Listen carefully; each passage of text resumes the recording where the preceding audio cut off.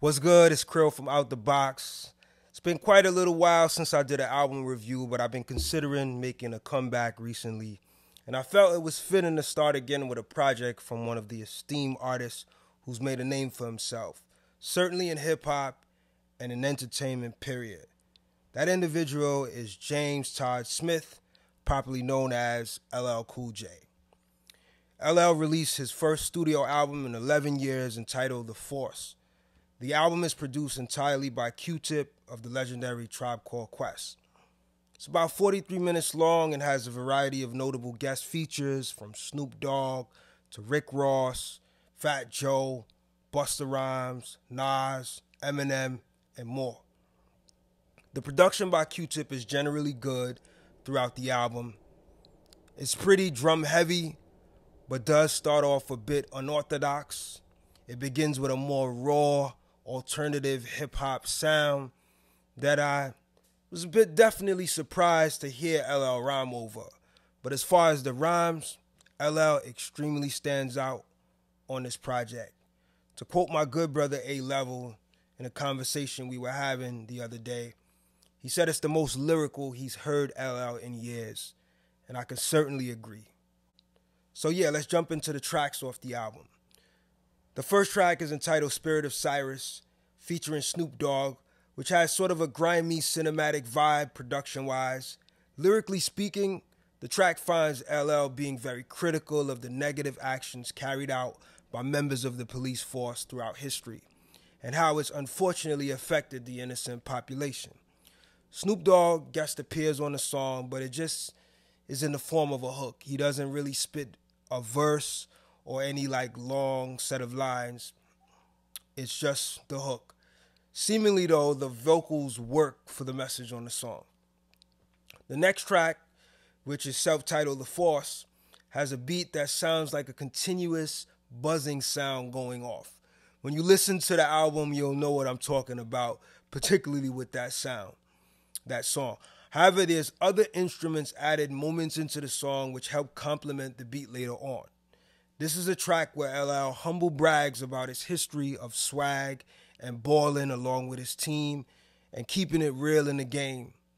You'll see this confident swag theme appear a number of times throughout the album, which is not surprising at all for LL being known for his smooth, cool hip-hop persona and delivery. The third track, entitled Saturday Night Special, features Rick Ross and also Fat Joe. It's a thoughtful song about different hustler personalities that one may encounter and guides for how to work with these types of individuals to not only be on their good side, but really how to maintain self-preservation and respect. The message is summed up quite clearly in the hook when LL says, "Always keep your word, always pay it back." The beat is probably my favorite beat on the album, and this is also most likely the case for the song in general. I think this is the best song on the album in my opinion. Rick Ross and Fat Joe do a pretty good job complementing the song with their vocal presence and lyrics as well. Black Code Suite is a song recognizing the black experience, black relatability, and black excellence.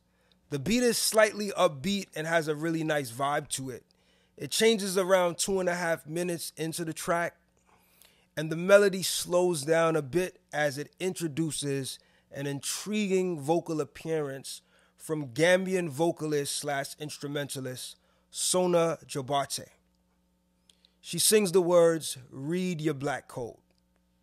Passion is a song where we hear LL just rhyming in a continuous flow, just getting his bars off, nothing too specific, just him talking his talk. It's another humble brag type vibe. He's spitting a lot on this track and even does about 4 verses as well.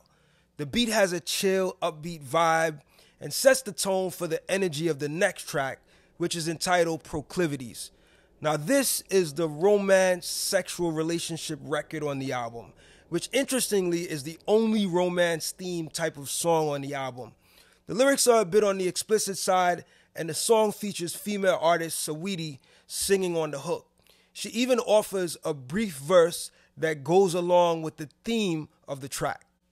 The track Postmodern is a 2-verse song where LL rhymes about his early aspirations to be successful and how he was able to achieve it and make his mom proud and also reap the benefits financially. He also emphasizes his passion to continue performing and achieving new dreams even to this day. I can't say I'm really feeling this beat that much, but the song overall gets better after repeated listens. The track 30 Decembers is a record I really like. The beat complements the message on the song very well, where LL talks about his journey coming back to the hood after 30 years, or as he says, 30 Decembers, and seeing how much things have changed, observing the differences. While taking a subway ride and navigating through the neighborhood, he feels a sense of empathy for what the hood has evolved to, but he still shares inspiration to the folks still residing in the hood. Run It Back is a song where LL reminds the listener about his achievements and swag displayed throughout his career. He emphasizes that he could run it back and do it again. He opens the first verse with a word of advice to the upcoming baller, stating, if you're getting money, you really don't need to talk about it. Move quiet, you should try it. There's some clout around it, he quotes. The song Huey in the Chair is a track featuring Busta Rhymes, another song where LL is bigging up his swagger and his impactful presence, where he likens his image to the popular photo of the renowned Black Panther co-founder Huey P. Newton sitting on the peacock chair. Basad Energy is a song that's another humble brag type of record where LL likens his image to the aesthetic to that of the famous American neo-expressionist artist Jean-Michel Basquiat. The beat is alright. It doesn't really do too much for me, but the energy of the lyrics is definitely up there. Praise Him, featuring Nas, is a song where LL reflects on the divinity of man, recognizing the God in himself and in others. Nas guest features with a verse about his experience coming up in New York City, influenced by hip-hop, and him influencing others as well. He also pays homage to LL on this track. Murdergram Duke, featuring Eminem, is probably the most standout rapidy rap track on the album, where LL definitely goes in lyrically. They both are giving major super lyrical effort on this track, which is not surprising, but certainly good to hear as they trade bars and keep up with each other lyrically. The Vow is the final track on the album, a song where LL rhymes about his rise to success and elevating the culture. He kind of takes you on a timeline beginning from birth till now. He also has features with a few dope MC guests by the name of Mad Squabbles, Jay San, and Don Pablito. This is a fitting track to follow up from the previous highly super lyrical track with Eminem. And I get the sense LL wanted to close the album by showcasing some MCs that may not be as well known as the other MCs featured on the album. And he goes out with a bang on this record. Each MC takes full advantage of the moment with some pretty dope bars to close out the album. Overall, this project was fairly dope.